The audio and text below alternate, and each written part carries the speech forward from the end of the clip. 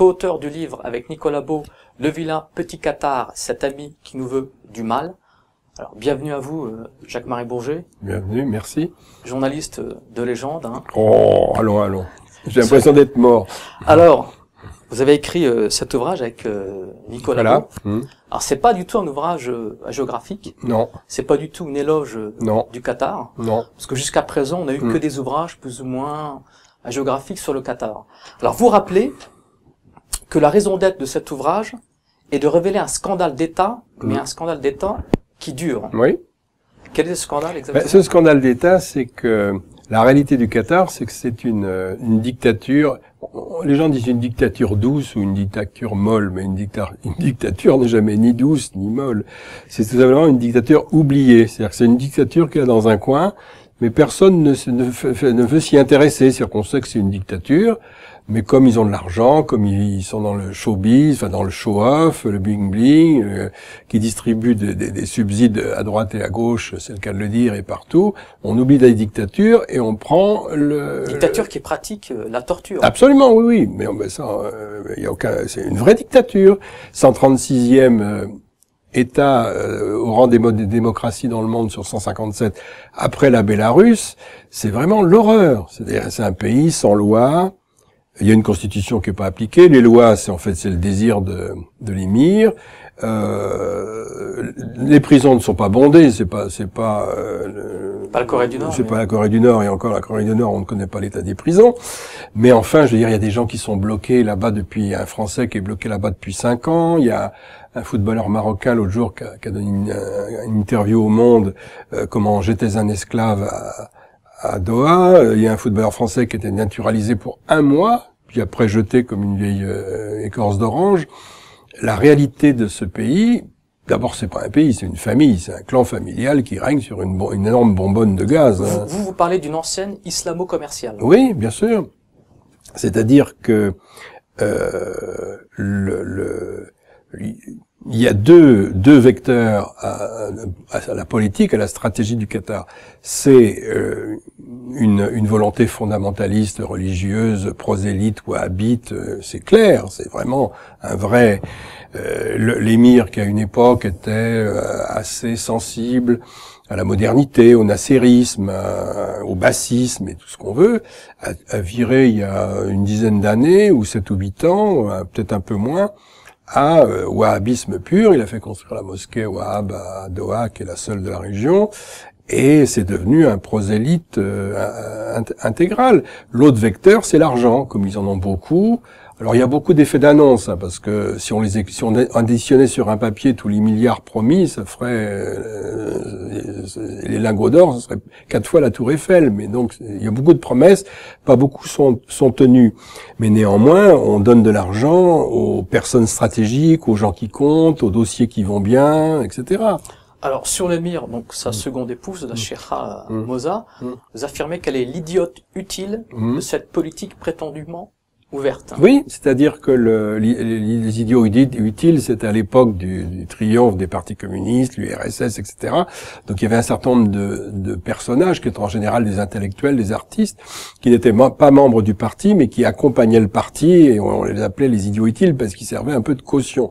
Et elle est absolument la caution, c'est la figure de proue, c'est la tête de gondole à Carrefour et au supermarché. On dit c'est formidable, et elle est belle, elle est intelligente, elle est séduisante. Et puis, elle a un discours moderniste, elle manifeste pour les Palestiniens, pendant que son mari boit le thé avec Tzipi Livni, elle fait ça. On va y revenir tout à l'heure. Et donc, c'est la femme qu'on sort. Il y a les princes qu'on sort, là c'est la femme qu'on sort, ou la reine qu'on sort, pour faire joli dans le monde occidental. Parce que, localement, ou dans les pays arabes, on la sort beaucoup moins, parce que même à l'intérieur du Qatar, sa cote de popularité est assez faible. Et la légende veut que si l'émir meurt, elle a intérêt à avoir un billet d'avion tout prêt pour s'en aller, parce qu'elle n'est pas vraiment très très bien vue. Mais ça, c'est la petite histoire. Donc, ça fait partie de la stratégie. On monte la Cheikha en France, en Angleterre, aux États-Unis. On dit, mais c'est formidable, ces Arabes, qu'est-ce qu'ils sont modernes, qu'est-ce qu'ils sont, c'est pas des cutéreux, c'est vraiment des gens, et puis mettre des tableaux de Rothko dans les musées à Doha, qui sont vides, hein. Les stades sont vides, les musées sont vides, les universités sont vides, tout est vide, on construit, on fait croire que, mais c'est pas vrai. Alors il y a l'émir du Qatar, il y a la Sheikha Moza, sa seconde épouse, mais il y a également le premier ministre du Qatar, dit HBJ, qui est pour vous le véritable stratège du Qatar. Oui, bah c'est-à-dire que on l'appelle, il ressemble un peu dans les bandes dessinées à Is No Good, c'est le mal-aimé et l'homme le plus riche du monde, néanmoins. Et il est très intelligent, c'est un type qui a fait une carrière, il est cousin de l'émir, et il a fait une carrière lente, disons, mais pour arriver vraiment au sommet. Et c'est lui qui a verrouillé le deal entre le Qatar et les États-Unis en 95, quand l'émir du Qatar a fait un coup d'État contre son père pour prendre le pouvoir.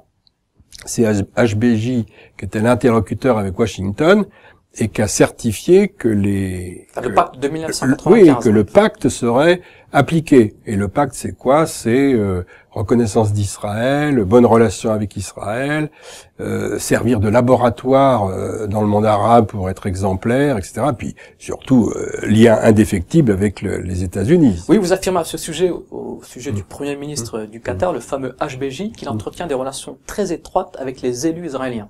Oui, bah il y a même eu au moment des dernières élections, il y a 2 mois. Alors là, les sources étaient un peu bizarroïdes parce qu'avec Internet, faut se méfier, etc. Donc il n'y a pas eu de confirmation. Donc là, ça fait partie d'une espèce de légende que le HBJ aura envoyé 3 millions de dollars à Netanyahou et même à Lieberman pour les élections. Mais ça, on n'a pas pu le vérifier, donc ça fait partie. Mais ça veut dire que le mythe existe. C'est-à-dire que dans l'opinion publique dans le monde arabe, maintenant, on sait que ces gens du Qatar et les Israéliens sont les meilleurs du monde. Alors, meilleurs amis du monde. Vous révélez également, concernant Al Jazeera, cette chaîne de télé du monde arabe, ce n'est pas une idée de l'émir du Qatar, non, mais plutôt une idée de 2 frères franco-israéliens, David et Jean Friedman. Absolument. Le but, c'est de créer une chaîne arabe en vue de normaliser les relations avec Israël. Israël, oui. C'était ça. C'est-à-dire que les frères Friedman que j'ai bien connus, qui étaient en France, qui étaient dans les médias, etc., qui sont des libéraux, disons, que si on les prend dans l'échelle des gens influents en Israël, c'est pas du tout des faucons, avaient eu cette idée de faire une chaîne. Faudrait, après l'assassinat de Rabin, il faudrait faire une chaîne pan-arabe pour essayer d'arriver par comment dirais-je, par l'information, par le contenu des émissions, à un rapprochement entre le monde arabe et Israël. Il s'agissait pas de résoudre le problème palestinien, il s'agissait globalement d'amadouer, de normaliser, d'adoucir les relations. Et ce projet, ils l'ont formulé. Et puis, entre-temps, les Saoudiens avaient un projet eux aussi de télévision arabe. Les Saoudiens se sont un peu fait peur à eux-mêmes parce qu'ils se sont dit « Oh mon Dieu, où est-ce qu'on va? Est-ce que ça va être halal? Est-ce que je sais pas quoi ?» Donc, ils ont arrêté le projet. Et les frères Friedman, quand l'émir du Qatar a pris le pouvoir, par le biais d'amis américains, on lui a soumis le projet. Et c'est comme ça qu'Al Jazeera est né. Finalement, les frères Friedman se sont éloignés, ou on les a éloignés parce que il y avait quand même beaucoup de coups à prendre là-dedans, les autres États du Golfe, enfin c'était très compliqué. Donc l'émir a dit, écoutez, cette télévision, je vais la faire tout seul, merci du renfort, mais je m'en occupe. Et au départ, c'est ça, Al Jazeera. Alors les politiciens français de gauche comme de droite adorent le Qatar, et ils se rendent régulièrement dans ce pays. Pourquoi? Pourquoi? Parce qu'il y a du soleil, donc en hiver il fait chaud, mais il y a d'autres raisons. C'est-à-dire que je vais pas parler de valises. Il y en a sûrement des valises d'argent qui circulent, mais je veux parler de colloques, de financement de chercheurs, d'instituts. C'est des trucs à tiroir, quoi. Alors tous les gens, un homme politique qui veut faire financer une de ses ONG ou un colloque ou un truc de recherche, hop, au Qatar, il est sûr qu'il va trouver un financier. Bon, il espère que la petite PME qui est dans sa circonscription, qui est un peu en difficulté, peut-être comme c'est le cas de Hollande avec les sacs à main Le Tanner en Corrèze, vont mettre de l'argent dans l'entreprise. Bon, puis globalement, c'est toujours bien d'être ami avec des gens qui ont des sous. Et alors, pour les gens de gauche, il y a un refus total de voir ce que c'est que le Qatar. Je parle même pas de l'analyse de sa politique étrangère, parce que un élu moyen est incapable en France d'avoir une vision de politique étrangère. Sur les 475 ou je sais pas combien de députés à l'Assemblée nationale, il y en a peut-être 4 ou 5 qui ont des notions de politique étrangère. Les autres, ils savent où est Cholet et Marmande et Romorantin, mais ça s'arrête là. Alors à gauche, il y a deux femmes politiques qui apprécient particulièrement la dictature du Qatar. C'est Ségolène Royal et Najat Vallaud-Belkacem. Voilà, c'était vrai, même Najat, régulièrement dans les émissions, le Bondi Blog ou je sais pas quoi. Et l'éloge du Qatar. Fait dire, oui, c'est un pays formidable, faut pas s'en moquer, et puis critiquer le Qatar, c'est être raciste, c'est faire le Qatar bashing. Il y a justement. Voilà, etc. Donc, bon, il y a Le Drian, qui est maintenant mis à la défense, qui faisait avant la campagne de Ségolène quand elle était à la présidence. Il était là-bas au Qatar, etc. Donc, c'est vrai qu'on a même observé qu'au début quand il y a eu la dernière présidentielle, le Qatar à Paris était très très présent autour des candidats, et tous les candidats. Je veux pas dire qu'on leur apportait des sous, parce que j'en ai pas la preuve et ce serait totalement diffamatoire, mais il y avait tout d'un coup un intérêt du Qatar pour chaque élu, peut-être pas pour Besancenot, mais Poutou, l'homme de Besancenot, mais disons que les têtes de gondole, les têtes de liste étaient très appréciées du Qatar. Mais il y a un politicien qui tire particulièrement son épingle du jeu, c'est Sarkozy, et vous parlez d'une relation quasi fusionnelle avec le Qatar. Oui, absolument. L'émir du Qatar, pendant les 5 années de Sarkozy, a été le véritable ministre des Affaires étrangères de la France, au moins pour toute la partie Moyen-Orient, Afrique, etc. C'était l'émir du Qatar. C'est l'émir du Qatar qui convainc Sarkozy de faire venir Bachar al-Assad pour le 14 juillet. C'est lui qui le convainc de faire venir Kadhafi. On va faire du business, on enterre la hache de guerre. Enfin, voilà.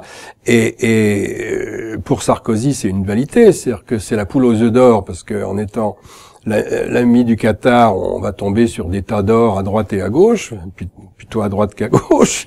Et puis ça fait des relais, ça voilà. Et l'histoire qu'on raconte de l'expédition en Libye, elle est absolument incroyable. C'est vraiment les pieds nickelés qui un jour disent tiens, on va aller faire la peau de Kadhafi, qui la veille était leur meilleur ami, parce que Kadhafi était le grand ami de l'émir du Qatar. Comme le Qatar était le grand ami de Bachar al-Assad. Absolument, mais le Qatar lui a donné 2 avions, un pour sa femme et un pour lui. Bachar al-Assad, il venait faire de la bagnole à Doha avec l'émir. Avait la plus belle villa à Damas. Bien sûr, il roulait en voiture, puis il a construit des choses à Alep aussi.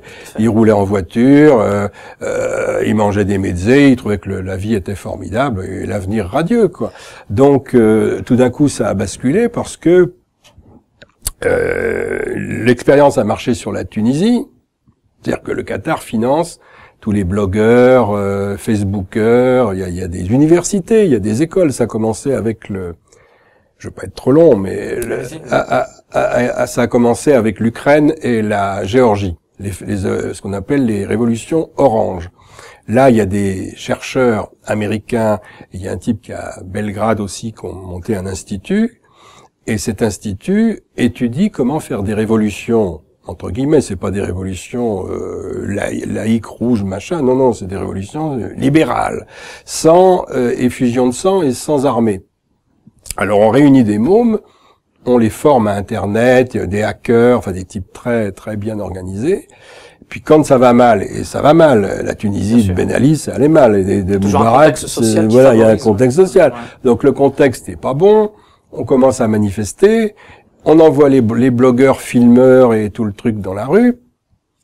Et ils filment leur truc, on met ça sur Facebook, et puis ça fait boule de neige, et ça crée un climat absolument, si ce n'est révolutionnaire, du moins émeutier et post-révolutionnaire. Et une fois que les tyrans sont partis, parce que l'armée, dans ces cas-là, les Américains et le Qatar obtiennent la neutralité de l'armée, voire de la police. Donc, quand le tyran s'en va, parce qu'autrement on va le pendre à un arbre, on le remplace par d'autres élites. On le remplace par d'autres élites qui étaient cachées en Angleterre ou je sais pas favorables aux États-Unis, dont Al Jazeera les entretient comme un des poulets de grain, et on leur dit ben voilà voilà les nouvelles élites, voilà les nouveaux dirigeants, ce sont des gens formidables, etc. Et puis les pauvres mômes qui ont été faire le blog, et certains ont été blessés ou tués dans la rue, ben ils rentrent chez eux, et puis ils ressortent de temps en temps des pancartes où est la démocratie, et je suis désolé, mais c'est les cocus de l'histoire, quoi, voilà. Alors il y a un autre aspect méconnu du Qatar, c'est que le Qatar achète des champs de cultivateurs les plus pauvres, absolument, qui deviennent donc des paysans sans terre. C'est hallucinant. Ça. Mais dans le monde entier, ils ont acheté des millions d'hectares de terre. Alors quand ils les achètent en Australie ou quelque part par là, bon, on en pense qu'on veut. Mais disons, l'Australie, c'est pas un pays qui vit dans la précarité. Mais quand ils les achètent, par exemple, au Niger ou dans des pays d'Asie ultra pauvres, ces paysans qui cultivent ces terres-là selon des baux, enfin il n'y a pas de baux, mais des traditions ancestrales, ils font pousser leurs oignons, leurs petites bouffes là-dessus, voilà. Bah ils deviennent tout d'un coup des paysans sans terre. Et ça a même été dénoncé par des ONG, dont une ONG suisse a protesté en disant mais qu'est-ce que c'est que cette politique? Donc c'est paradoxal de voir notamment des gens de gauche, des humanistes qui revendiquent, qui vont manifester contre la Chine à propos du Dalai Lama, qui protestent contre Cuba et tout ce qu'on veut. Là, tout d'un coup, ces gens qui achètent la terre des paysans pauvres, qui maltraitent, puisqu'il y a quand même près d'1,5 million de travailleurs immigrés, qui sont dans des camps, traités comme des esclaves, et ça c'est comment ça s'appelle, les syndicats d'ouvriers internationaux ont fait là-dessus des rapports en disant faut arrêter cette chose-là. L'ouvrier qui arrive là-bas, on lui prend son passeport, on lui donne un parrain, et il ne peut repartir que si le parrain est d'accord. Il gagne $150 par mois, il est enfermé dans un camp, pas de rapports amicaux ou sociaux, il n'en a pas le temps, il est crevé, pas de rapport sexuel, etc. Enfin, c'est absolument hallucinant. Alors pour conclure, est-ce qu'on peut parler d'un Qatar bashing en France? Vous rapportez les propos hallucinants d'un politicien de droite, Jean-Christophe Lagarde, qui est par ailleurs le mentor politique de l'imam Chalroumi, et qui dit que critiquer le Qatar, c'est faire du racisme anti-musulman. Oui, c'est ça. J'ai même dit qu'il avait lancé une fatwa, ce monsieur. Mais ils sentent que le terrain est fragile quand même. Ils sont pas sots, parce que ces gens qui fréquentent le Qatar depuis tellement longtemps savent que c'est un pays sans droit, que l'argent du Qatar, c'est l'argent de la famille. Hein. Il y a aucune séparation dans les caisses. C'est comme si Hollande aujourd'hui était la Banque de France, c'était son porte-monnaie, quoi. Donc c'est quand même formidable. Et en France, on poursuit à juste titre des Africains parce qu'ils ont confondu leurs caisses et qu'ils achètent des beaux immeubles avenue Foch et des belles autos. Au Qatar, c'est le système politique. Voilà. Donc l'histoire du Qatar bashing, ça a été inventé par des spécialistes du storytelling, etc. En disant si jamais vous entendez un mot de travers sur le Qatar, tout de suite vous criez au racisme, etc. Que Qatar bashing, etc. Et j'observe que cette défense du Qatar et de la dénonciation du Qatar bashing est souvent exercée par un certain nombre d'intellectuels proches du Qatar, quoi, ouais. qui sont la caution scientifique du Qatar et qui disent ah non, c'est pas raisonnable, cher ami. Nous, pour l'instant, personne n'a osé en face me dire que c'était du Qatar bashing, mais je sais que ça va être écrit et ça va venir. Et je l'ai dit dans d'autres interviews, dire que nous, on n'a pas écrit un bouquin contre le Qatar. On a écrit un bouquin pour dire voilà ce qu'est le Qatar. Si on avait écrit un bouquin sur le goulag, on aurait écrit un bouquin forcément à charge du goulag. Là, le Qatar, c'est un système hallucinant. C'est vraiment le Moyen-Âge, quoi. Alors merci à vous, Jacques-Marie Bourget. Merci à vous de m'avoir reçu. Alors je rappelle